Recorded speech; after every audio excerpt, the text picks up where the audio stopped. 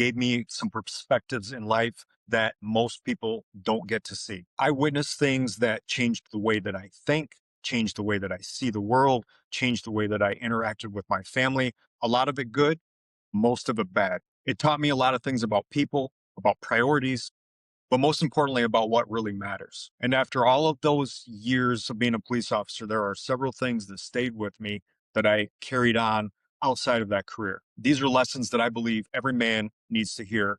So here we go. The first one is that I saw so many times of how fast life can change in an instant. And whether this is for me personally or whether this is what I had seen on the streets, it really made me reflect on how precious life is and how fast it can change. Now, maybe you've had one or two experiences in your life to where you know what this is firsthand. You've had something tragic happened, and from one day to the next, it was like you really reflected on how fast life can actually change. A lot of times it's due to people's poor decisions, but sometimes it's just the way that it is. And the biggest takeaway from it is to realize how fragile our lives actually are.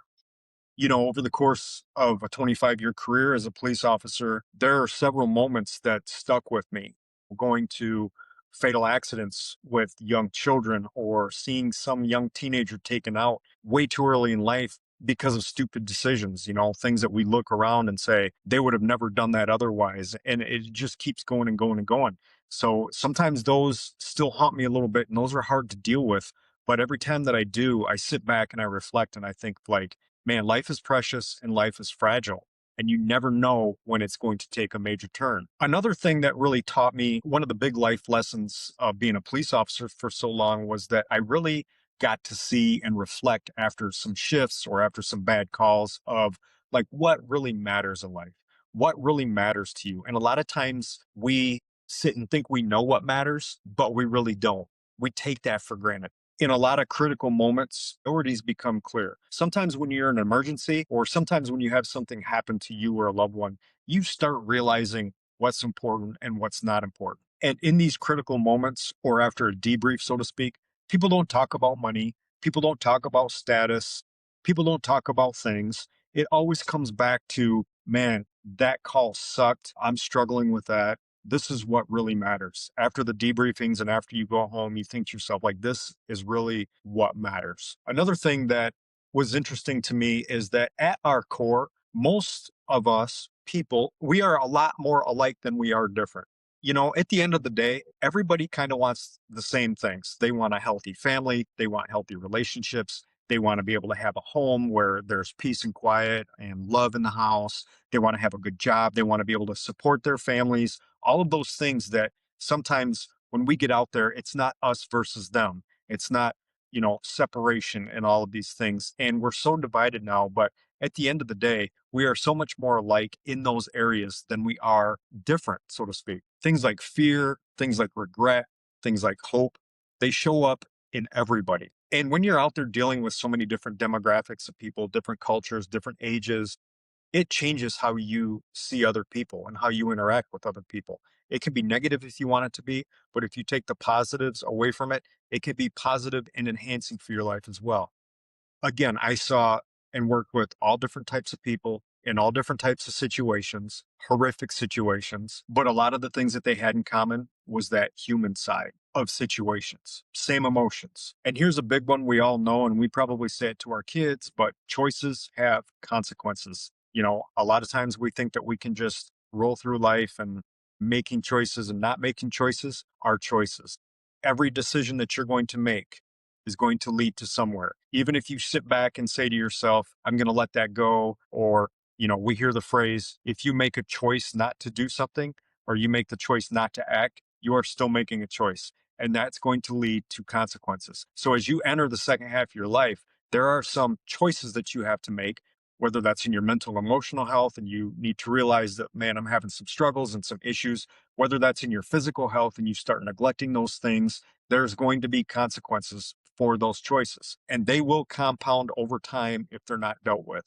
So if you're wandering and you don't know what your next step is, maybe you're dealing with some anxiety, depression, some emotional issues, a relationship that's not doing well, whatever the case may be, you need to start thinking about that specifically. Choices have consequences, good and bad. And you want to start making those choices that are going to focus on the next direction of your life. Because I see it all the time, repeated behaviors, repeated patterns. A lot of times working the streets, I was dealing with the same folks, right? They would not get out of the cycle of alcohol abuse, drug addicts, and things like that, that they just couldn't break that cycle. They had the same repeated behaviors, same repeated patterns of their life. And at the end of the day, I saw the choices that they made and the consequences that led up to those choices. And another thing that I realized after working so long as a police officer is how anchored in my faith I had to become. There were so many times in my career where I questioned my faith. I questioned God. Why would you allow this? Why am I going through this? Why does this happen? It really puts a dark perspective on life and a lot of things. But if I didn't have that faith to anchor me, I would have been in worse trouble than I already was. And when I look back, it was a lot of times where I struggled mentally and emotionally and ended up walking away from the job. It was me not pressing into my faith, not pressing into God, not attending church regularly, not studying my word, not praying to God. As I continued to withdraw, then I would find that I was out here and just floating around with no direction or purpose for my faith. But once I would dig in and press back in and get an accountability partner and start attending church and start digging into my faith a lot more, that became an anchor point for me that there's no way I could have gotten out of this career without my faith to anchor me in those situations. Even though a lot of times it was a bumpy ride. Yeah, I faced doubts. I questioned God a lot. I walked away from God many times. And like I said, my faith and my walk with Christ got really stale, got really old. But at the end of the day, when I look back over that 25 years, man, that was the anchor point. That gave me my perspective. That gave me my strength. That gave me what I needed to hold on through all of those tough times. Psalms 46:1 says that God is our refuge. And I had to lean on that passage so many times because I'm questioning that. Like, what does that mean? But when you dig in and you press in and you read his word and you stay in his word and you stay prayed up, you stay disciplined and focused on him, you'll understand what these passages mean and how your faith can anchor you to life and to get through some of these tough times. So, in closing, some of these reflections on just a couple of things that really I noticed that life had taught me over my career. These weren't merely observations. I saw these past talking points as they really changed how I live, relationships, noticing how fast life can change, anchoring my faith, knowing that choices have consequences. If you take all of these things and put them in a bucket and start writing them down, and studying what each one of these means to you, you will start to shift and have a change in perspective on the way that you see things. Doing this career for 25 years, there were some really hard fought lessons in a lot of these. And sometimes it was scary, just to be perfectly honest with you. There were so many times when I was questioning my faith. There were so many calls I would go on where I just didn't understand. There were so many calls that I went on and things that I saw that I couldn't wrap my head around it. And having these things and understanding these principles makes a huge difference. So when you're aware of these things, self-awareness, then you can start doing something about them.